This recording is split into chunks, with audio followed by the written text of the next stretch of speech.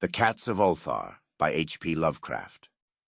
It is said that in Ulthar, which lies beyond the river Sky, no man may kill a cat. And this I can verily believe as I gaze upon him who sitteth purring before the fire. For the cat is cryptic, and close to strange things which men cannot see. He is the soul of antique Egyptus, and bearer of tales from forgotten cities in Meroe and Ophir. He is the kin of the jungle's lords, and heir to the secrets of hoary and sinister Africa. The Sphinx is his cousin, and he speaks her language. But he is more ancient than the Sphinx, and remembers that which she hath forgotten.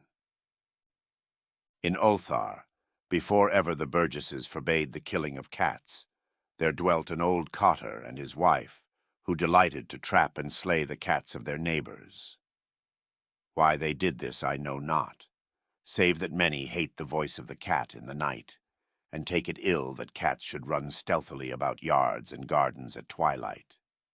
But whatever the reason, this old man and woman took pleasure in trapping and slaying every cat which came near to their hovel.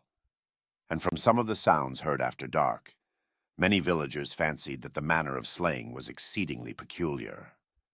But the villagers did not discuss such things with the old man and his wife, because of the habitual expression on the withered faces of the two, and because their cottage was so small and so darkly hidden under spreading oaks at the back of a neglected yard. In truth, much as the owners of cats hated these odd folk, they feared them more, and instead of berating them as brutal assassins, merely took care that no cherished pet or mouser should stray toward the remote hovel under the dark trees. When through some unavoidable oversight a cat was missed, and sounds heard after dark, the loser would lament impotently, or console himself by thanking fate that it was not one of his children who had thus vanished. For the people of Ulthar were simple, and knew not whence it is all cats first came. One day a caravan of strange wanderers from the south entered the narrow cobbled streets of Ulthar. Dark wanderers they were, and unlike the other roving folk who passed through the village twice every year. In the marketplace they told fortunes for silver, and bought gay beads from the merchants. What was the land of these wanderers none could tell, but it was seen that they were given to strange prayers, and that they had painted on the sides of their wagons strange figures with human bodies, and the heads of cats, hawks, rams, and lions. And the leader of the caravan wore a headdress with two horns, and a curious disc betwixt the horns. There was in this singular caravan a little boy with no father or mother, but only a tiny black kitten to cherish. The plague had not been kind to him, yet had left him this small furry thing to mitigate his sorrow. And when one is very young, one can find great relief in the lively antics of a black kitten. So the boy, whom the dark people called Menes, smiled more often than he wept as he sat playing with his graceful kitten on the steps of an oddly painted wagon.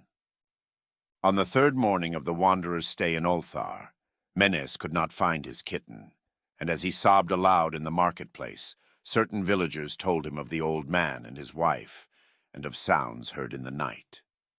And when he heard these things, his sobbing gave place to meditation, and finally to prayer. He stretched out his arms toward the sun, and prayed in a tongue no villager could understand, though indeed the villagers did not try very hard to understand, since their attention was mostly taken up by the sky and the odd shapes the clouds were assuming. It was very peculiar, but as the little boy uttered his petition, there seemed to form overhead the shadowy, nebulous figures of exotic things, of hybrid creatures crowned with horn-flanked discs. Nature is full of such illusions to impress the imaginative. That night the wanderers left Ulthar, and were never seen again. And the householders were troubled when they noticed that in all the village there was not a cat to be found. From each hearth the familiar cat had vanished. Cats large and small, black, gray, striped, yellow, and white. Old Cranon, the burgomaster, swore that the dark folk had taken the cats away in revenge for the killing of Menes's kitten, and cursed the caravan and the little boy.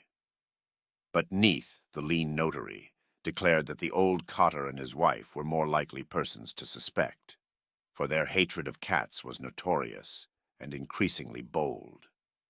Still, no one durst complain to the sinister couple.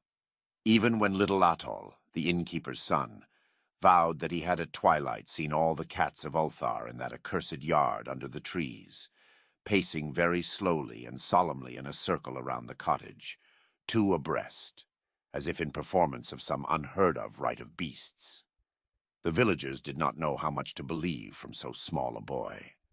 And though they feared that the evil pair had charmed the cats to their death, they preferred not to chide the old cotter till they met him outside his dark and repellent yard.